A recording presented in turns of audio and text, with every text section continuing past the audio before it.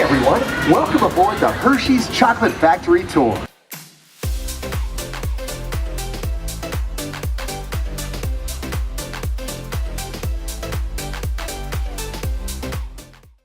Behind us is the state capitol building in Harrisburg, Pennsylvania, and Harrisburg is about 15 miles from Hershey, Pennsylvania, which is where we just came from.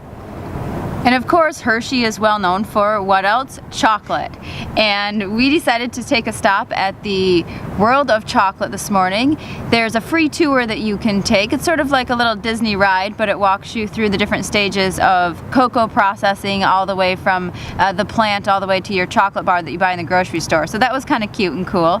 You get a free chocolate sample at the end, so of course it's worth it. You can also buy anything that you'd ever want, shirts, hats, candy, you name it, all in the different branded products, whether it's Kisses or Reese's Pieces, Hershey bars, you name it. If it's there, it's probably in the store. Yeah, it was a really neat stop to just go through there. I mean, it's also part of a much larger community in Hershey, which has the Hershey Amusement Park, and there's a zoo there. There are campgrounds if you're going to be around in an RV. There's hotels in the area. You could really make a whole weekend out of Hershey, Pennsylvania if you wanted to. It's great. Milton Hershey designed this community way back in the early 1900s, and it wasn't just about building a factory, it was about building an entire community.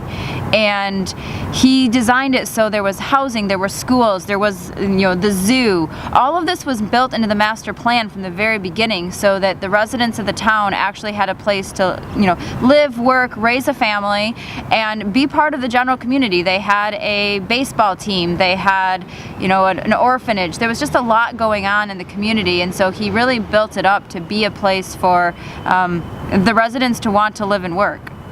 Yeah, and then a little bit off the beaten path in Hershey actually is the museum that talks about Milton Hershey's life. And most people think about the amusement park or the chocolate world, but the museum is worth it. It was $12.95, I think, for adults is what we paid for our tickets. But it really brings his story to life, and the story of the history of the Hershey Chocolate Company.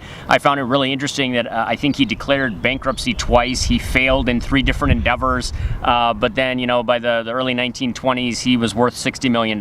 So it just shows that if you keep at something and you're going to find your niche and you'll find success. One of the funny things we did learn today was that Reese's Peanut Butter Cups were invented by a guy named H.B. Reese, who was actually originally an employee of the Hershey Company. He lived across town and started making Reese's peanut butter cups in his basement, and instead of trying to drive him out of business, Mr. Hershey ended up working with him to sell him the chocolate that he used to coat his peanut butter cups with. And then, time goes by, a few years down the road, they end up joining their businesses together, and Reese's Peanut Butter Cups became part of the Hershey Company, and both men ended up successfully wealthy and a great business partnership. So that was really cool to learn about. He didn't want to drive competition away, he actually wanted to encourage it. Yeah, and H.B. Reese actually started with a couple of different products initially, and then his wife came up with the idea of doing Reese's Peanut Butter Cups, and so she's my hero now. It's one of my favorite candies to eat, and so it was really interesting to kind of see these two gentlemen working together over the years and find success together, even though they could have been competitors. I was just really impressed with Milton Hershey and the way he led his life. So we do encourage you, if you happen to be in the area, to drop by. It is free to go into the World of Chocolate.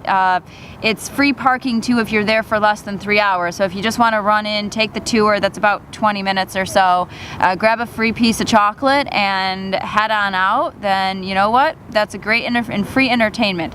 It does apparently get really busy though in the summertime, so the queue lines were ridiculously back and forth woven. I mean, we just walked right on, but we could see that probably peak season in July it would take a while. So come on the off season if you can. There's what's his name? Milton Hershey. Oh, the other guy. Well, we'll cut that out. Okay.